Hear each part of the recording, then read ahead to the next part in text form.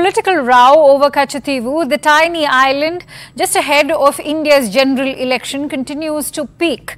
Sri Lankan Foreign Minister has now reacted on this entire controversy, saying that the issue was resolved 50 years ago between India and Sri Lanka and that there is no need to discuss it again. Since 1921, both India and Sri Lanka had staked claim to fishing rights in these waters around Katchatheevu. But in 1974, a pact was signed between then Prime Minister Indira Gandhi and her Lankan counterpart Sri Mavu Bandaranaike, ceding the island to the latter.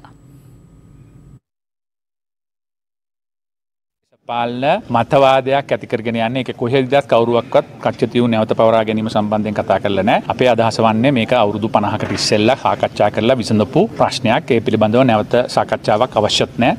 මම හිතන්නේ පැන නැගී කියලා.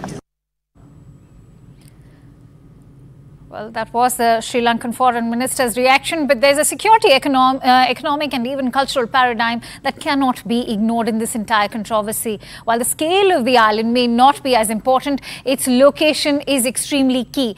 Katchatheevu Island is located in the Pak Strait between India and Sri Lanka. The island has been a point of contention in the region's geopolitics given Sri Lanka's recent proximity to China.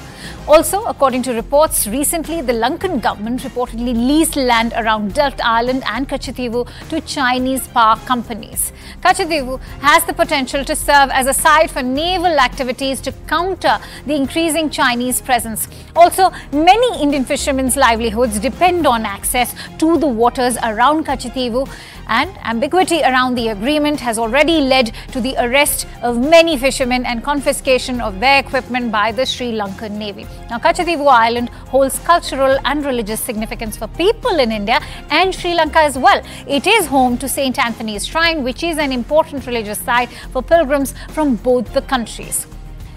Now, let's also look at Katchatheevu Island's history, how important it is. In the medieval period, it was controlled by Jaffna Kingdom of Sri Lanka.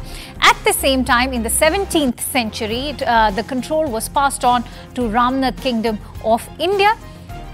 The island became part of the Madras Presidency during the British rule.